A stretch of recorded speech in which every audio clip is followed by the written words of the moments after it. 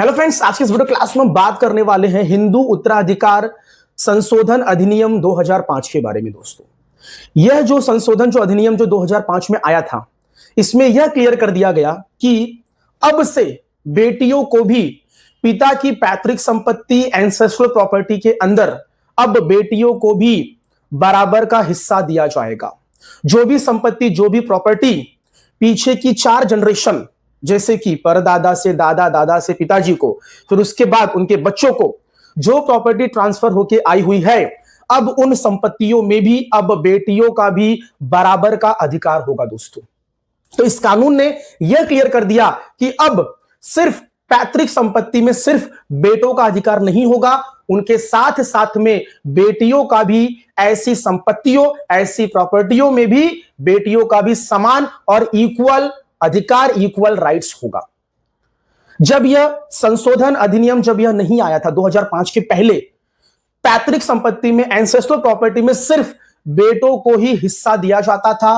पूरी की पूरी प्रॉपर्टी सिर्फ बेटों को ही दी जाती थी। बेटियों को पैतृक संपत्ति में कोई अधिकार नहीं हुआ करता था। दोस्तों, लेकिन इस कानून के आने से कहीं ना कहीं बेटियों को काफी मजबूती मिली है संपत्ति और प्रॉपर्टी के बंटवारे के मामले में। दोस्तों, डियर फ्रेंड्स, जब यह कानून नहीं आया था तो इसके पहले कहीं ना कहीं बेटियों के साथ में एक भेदभाव किया जाता था, जेंडर डिस्क्रिमिनेशन किया जाता था, और उनका जो एक समानता का जो अधिकार था, जो उनके फंडामेंटल जो राइट्स थे, जो कि बात करता है आर्टिकल 14 राइट टू इक्वालिटी, कहीं ना कहीं इस फंडामेंटल, इस उनके अधिकार का कहीं ना कहीं वायोलेशन या फिर उल्लंघन किया जा रहा था।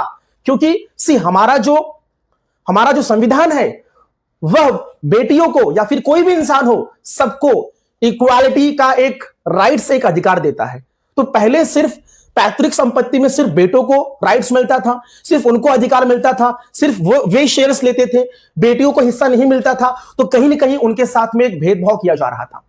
तो उनके जो फंडामेंटल जो राइट्स थे, राइट टू इक्वालिटी, आर्टिकल 14 का कहीं ना कहीं वायोलेशन या फिर उल्लंघन किया जा रहा था। तो यह चीज को ध्यान में रखते हुए हमारी सरकार ने 2005 में यह कानून लेकर आए। दोस्तों, तो कानून तो पहले से ही था, बस इस कानून के अंदर एक संशोधन, एक अमेंडमेंट किया गया। दोस्तों, कानून का नाम क्या था? हिंदू सक्सेशन अमेंडमेंट एक्ट 2005 के अंदर सेक्शन 6 के अंदर बदलाव किए गए, मॉडिफिकेशन किए गए, चेंजेस किए गए, और वहां पे एक क्लॉज ऐड कर दिया गया कि अब इस कानून के तहत, इस संशोधन के तहत अब पिता की पैतृक संपत्ति, पुश्तैनी जमीन, पुश्तैनी प्रॉपर्टी के अंदर भी अब बेटियों को भी समान और इक्वल राइट्स दिए जाएंगे, वो भी उस प्रॉपर्टी के अब हिस्सेदार बनेंगी। दोस्तों, तो जिस प्रकार से बेटे पहले प्रॉपर्टी में हिस्सा लिया करते थे, अब उतने ही बराबर का हिस्सा अब बेटियां भी लेंगी। दोस्तों,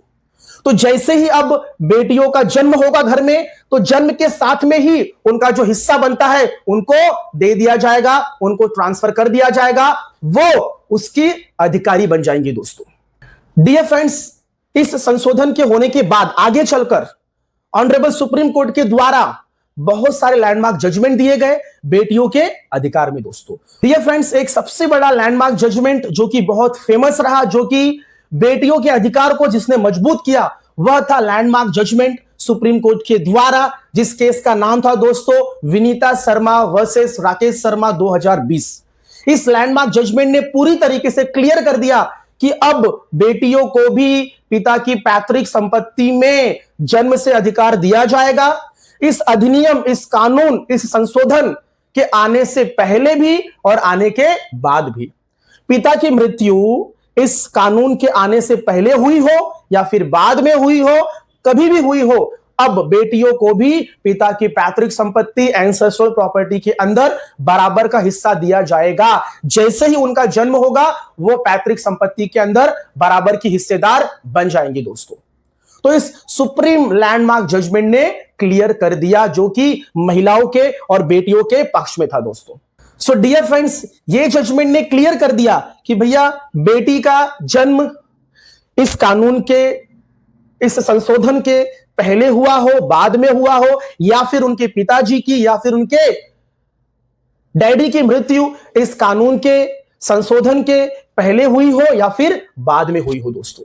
तो यह जो कानून था, यह संशोधन, यह अमेंडमेंट हुआ कब? यह संशोधन, यह अमेंडमेंट हुआ दोस्तों 9 सितंबर 2005 में। तो इस डेट के पहले पिताजी की मृत्यु हुई हो, बाद में हुई हो, बेटी का जन्म इसके पहले हुआ हो, बाद में हुआ हो, लेकिन बेटियों को एंसेस्ट्रल पैतृक संपत्ति में, पुश्तैनी प्रॉपर्टी में बराबर का, इक्वल का अधिकार और हिस्सा दिया जाएगा, जितना कि बेटों को दिया जाता है और दिया जाएगा उसी के बराबर दोस्तों। तो कहीं ना कहीं यहां पर एक इक्वालिटी को प्रमोट किया गया, समानता को प्रमोट किया गया इस कानून के द्वारा और सुप्रीम कोर्ट की लैंडमार्क जजमेंट के द्वारा दोस्तों। डियर फ्रेंड्स, जब यह कानून नहीं आया था, जब यह संशोधन नहीं हुआ था, अमेंडमेंट नहीं हुआ था, कहीं ना कहीं जब बेटियों की जब शादी हो जाती थी, तो शादी के बाद जब बेटियां ससुराल चली जाती थी, तो बेटियों को उनका जो परिवार था, पुराना जो परिवार था, जो माँ बाप, जो भाई बहन थे, उस परिवार से उनको कट कर दिया जाता था, उस ज्वाइंट हिंदू फैमिली की लिस्ट में से उनको रिमूव कर दिया जाता था। वो उस परिवार की सदस्य नहीं मानी जाती थी। भाई शादी हो गया, आपके शादी में हमने इतने इतने खर्चे कर दिए, हमने दहेज दे दिया, राइट, ये सारी बातें कहकर बेटियों को परिवार के सदस्य की लिस्ट में से निकाल दिया जाता था दोस्तों। तो कहीं ना कहीं बेटियां इस संशोधन, इस नियम, इस कानून के पहले बेटियां ज्वाइंट हिंदू फैमिली की या फिर जो भी उनकी फैमिली परिवार जो हुआ करता था उसकी वह सदस्य नहीं मानी जाती थी शादी होने के बाद। मतलब कि उनको को पार्टनर का जो दर्जा है वह नहीं दिया जाता था दोस्तों। तो जब यह संशोधन हुआ, जब यह कानून आया, तो 2005 के बाद बेटियां भी एक को पार्टनर मानी गई, उनका को पार्टनरी जो राइट्स बनता है वो उनको दे दिया गया दोस्तों। तो कहीं ना कहीं अब बेटियां भी ज्वाइंट हिंदू फैमिली की को पार्टनर मानी जाएंगी। तो बेटियों का शादी हुआ हो या फिर शादी ना हुआ हो, चाहे वो मैरिड हो चाहे वो अनमैरिड हो, उनको पिता की पैतृक संपत्ति, पुश्तैनी जमीन, एंसेस्ट्रल प्रॉपर्टी में बराबर का, इक्वल का हिस्सा दिया जाएगा दोस्तों इस कानून के तहत। ये ध्यान देना दोस्तों। और यह कानून रेट्रोस्पेक्टिव इफेक्ट और प्रोस्पेक्टिव इफेक्ट, दोनों इफेक्ट इस कानून पे लागू होते हैं। मतलब कि यह कानून 2005 के पहले के सिस्टम पे भी लागू होगा और 2005 के बाद के सिस्टम पे भी लागू होगा। दैट मींस कि रेट्रोस्पेक्टिव इफेक्ट और प्रोस्पेक्टिव इफेक्ट, दैट मींस कि पहले भी और बाद में भी। ऐसा नहीं कि कानून तो अभी 2005 में आया, अब इसके बाद लागू होगा, इसके बाद के इस कानून के पहले, इस कानून के आने के पहले की प्रॉपर्टी में अब बेटियों को हिस्सा नहीं दिया जाएगा। ऐसा कुछ भी नहीं है दोस्तों। कानून आने से पहले और कानून आने के बाद दोनों में बेटियों को बराबर का, इक्वल का हिस्सा दिया जाएगा दोस्तों। डियर फ्रेंड्स, अब आपको यह समझना है कि प्रॉपर्टी दो प्रकार की होती है। एक तो होती है एंसेस्ट्रल प्रॉपर्टी, दैट मींस की पैतृक संपत्ति, और एक होती है self acquired property, that means की स्वयं अर्जित प्रॉपर्टी। डियर फ्रेंड्स, एंसेस्ट्रल या फिर पैतृक प्रॉपर्टी, पैतृक संपत्ति का मतलब क्या होता है कि एक ऐसी प्रॉपर्टी, एक ऐसी संपत्ति जो पीछे की 4 जनरेशन के द्वारा, दैट मींस की परदादा से दादा, दादा से पिताजी, फिर पिताजी से बेटे को ट्रांसफर होकर आई हुई हो, ऐसी प्रॉपर्टी को हम लोग कहते हैं एंसेस्ट्रल या फिर पैतृक संपत्ति दोस्तों। और एक होती है सेल्फ एक्वायर्ड प्रॉपर्टी या फिर स्वयं अर्जित प्रॉपर्टी, एक ऐसी प्रॉपर्टी जो पिताजी ने या फिर दादाजी ने अपने खुद की मेहनत से, अपनी खुद की कमाई से, अपने जीवन काल में जो भी प्रॉपर्टी बनाई हो उसको हम लोग कहते हैं स्वयं अर्जित प्रॉपर्टी या फिर सेल्फ एक्वायर्ड प्रॉपर्टी। वह प्रॉपर्टी पिताजी को चाहे तो सेल डीड के द्वारा मिली हो, गिफ्ट डीड के द्वारा मिली हो, या फिर विल के द्वारा मिली हो, ठीक है, या फिर पिताजी ने खरीदा हो। तो ऐसे में कहीं ना कहीं यदि पिताजी ने अपने जीवन काल में यदि अपनी मेहनत, अपनी कमाई से कोई प्रॉपर्टी बनाई हो तो उसे हम लोग कहते हैं दोस्तों सेल्फ एक्वायर्ड या फिर स्वयं अर्जित प्रॉपर्टी। तो इस प्रकार से दो प्रॉपर्टी होती है, अपना एंसेस्ट्रल प्रॉपर्टी और सेल्फ एक्वायर्ड प्रॉपर्टी दोस्तों। डियर फ्रेंड्स, अब इस कानून से संबंधित कुछ हम लोग सुप्रीम कोर्ट के लैंडमार्क जजमेंट के बारे में जरा बात कर लेते हैं, समझ लेते हैं, ठीक है। जैसे कि इस कानून को लेकर एक पहला एक लैंडमार्क जो जजमेंट आया तो वो आया था 2016 में दोस्तों। इस लैंडमार्क जजमेंट का नाम था प्रकाश वर्सेस फूलमती दोस्तों, जो कि 2016 में सुप्रीम कोर्ट के द्वारा यह लैंडमार्क जजमेंट आई थी। इस लैंडमार्क जजमेंट में सुप्रीम कोर्ट ने यह कहा कि यदि पिता की मृत्यु 9 सितंबर 2005 के पहले यदि हुई है तो ऐसे में कहीं ना कहीं बेटियों को पैतृक संपत्ति में हिस्सा अधिकार नहीं मिलेगा दोस्तों। यदि यह जो कानून जो आया था 9 सितंबर 2005 या फिर उसके बाद, या फिर जिस दिन यह कानून इफेक्ट में आया था उस दिन तक या फिर उसके बाद यदि पिताजी जीवित हैं तो फिर बेटियों को पैतृक संपत्ति में हिस्सा मिलेगा। लेकिन यदि पिता की मृत्यु हो गई है इस संशोधन, इस कानून के आने से पहले, तो फिर बेटियों को पैतृक संपत्ति में हिस्सा नहीं मिलेगा दोस्तों। इस प्रकार से यह बात कही गई थी इस लैंडमार्क जजमेंट के अंदर दोस्तों। तो कहीं ना कहीं ये जो जजमेंट आया था यह बेटियों के खिलाफ में था, ठीक है, क्योंकि यहां पे एक बाउंडेशन, एक रेस्ट्रिक्शन लगा दी गई थी कि इस डेट, इस तिथि 9 सितंबर 2005 के पहले यदि पिता की मृत्यु हो गई रहेगी तो बेटियों को पैतृक संपत्ति में, एंसेस्ट्रल प्रॉपर्टी में हिस्सा नहीं मिलेगा दोस्तों, जो कि बेटियों के खिलाफ था दोस्तों।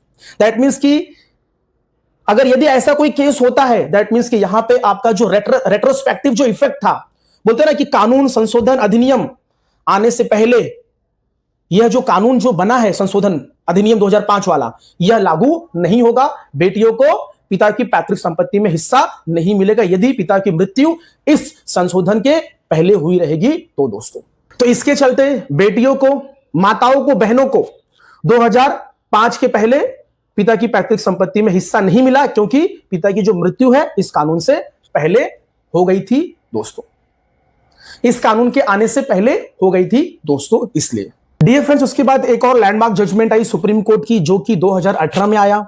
दनम्मा वर्सेस अमर 2018 का एक लैंडमार्क जजमेंट है दोस्तों। इसके अंदर, इस लैंडमार्क जजमेंट ने, सुप्रीम कोर्ट ने इस जजमेंट के अंदर बेटियों को मजबूत किया, उनके पक्ष में फैसला सुनाया, उनके अधिकारों को मजबूत किया और यह कह दिया कि पिता की मृत्यु इस कानून के आने से पहले हुई हो या फिर बाद में हुई हो, लेकिन बेटियों को पिता की पैतृक संपत्ति में, एंसेस्ट्रल प्रॉपर्टी में अधिकार दिया जाएगा। उनका यह जन्म सिद्ध अधिकार है दोस्तों। जैसे ही बेटियों का जन्म होगा उनको पिता की पैतृक संपत्ति में हिस्सा दे दिया जाएगा, वो उसकी अधिकारी मानी जाएंगी दोस्तों। तो यहां पर वो जो पिता की मृत्यु का जो डेट था कि भाई ये डेट के पहले 9 सितंबर 2005 के पहले हुआ रहेगा तो फिर नहीं मिलेगा, तो वो जो केस था, कौन सा केस? पहला वाला केस दोस्तों, प्रकाश वर्सेस फूलमती वाला 2016 वाला केस, उसमें जो था उसके खिलाफ यह केस आया दोस्तों। कौन सा? दनम्मा वर्सेस अमर 2018 वाले केस में। तो इसमें ऑनरेबल सुप्रीम कोर्ट ने यह क्लियर कर दिया कि भैया ये जो डेट का जो बाउंडेशन था ना कि ये डेट के पहले पिता की मृत्यु हो गई रहेगी तो नहीं मिलेगा, ये सब खत्म कर दिया गया। अब रेट्रोस्पेक्टिव इफेक्ट और प्रोस्पेक्टिव इफेक्ट दोनों तरफ से बेटियों को पिता की पैतृक संपत्ति में हिस्सा मिलेगा दोस्तों। और यह लैंडमार्क जजमेंट जो था, इसको आगे चलकर काफी मजबूती मिली दोस्तों। अब मजबूती कैसे मिली दोस्तों? विनीता शर्मा वर्सेस राकेश शर्मा का जो लैंडमार्क जजमेंट 2020 में आया था, इसने क्या किया? दनम्मा वर्सेस अमर 2018 वाले लैंडमार्क जजमेंट को काफी मजबूत कर दिया दोस्तों। क्योंकि ये जो विनीता शर्मा वर्सेस राकेश शर्मा 2020 का जो लैंडमार्क जजमेंट आया था, इसने भी सेम वही बात कह दी दोस्तों कि भैया बेटियों को जन्म से ही पिता की पैतृक संपत्ति में हिस्सा मिलेगा, चाहे पिता की मृत्यु इस कानून के पहले हुई हो या फिर कानून के बाद हुई हो दोस्तों। So dear friends, Supreme Court का landmark judgment, Prakash versus Phoolwati 2016 वाला केस और दूसरा जो केस जो 2018 में आया था, दनम्मा वर्सेस अमर 2018 वाला केस, तो दोनों में कहीं ना कहीं एक विरोधाभास पाया गया दोस्तों। एक ने कहा कि नहीं मिलेगा, पिता की मृत्यु 2005 के पहले हुई तो, और दूसरे ने कहा नहीं भाई, पिता की मृत्यु 2005 के पहले हुई हो या फिर ना हुई हो तो मिलेगा। तो विरोधाभासी थे। तो ये चीजों को क्लियर करने के लिए, स्पष्ट करने के लिए 2020 में ऑनरेबल सुप्रीम कोर्ट ने दोबारा वापस से एक बहुत बड़ी लैंडमार्क जजमेंट सुनाई, जो की थी विनीता शर्मा वर्सेस राकेश शर्मा 2020 दोस्तों। और इसमें पूरी तरीके से यह क्लियर कर दिया कि बेटियों को भी पिता की पैतृक संपत्ति, पुश्तैनी संपत्ति, एंसेस्ट्रल प्रॉपर्टी में बराबर का हिस्सा दिया जाएगा दोस्तों।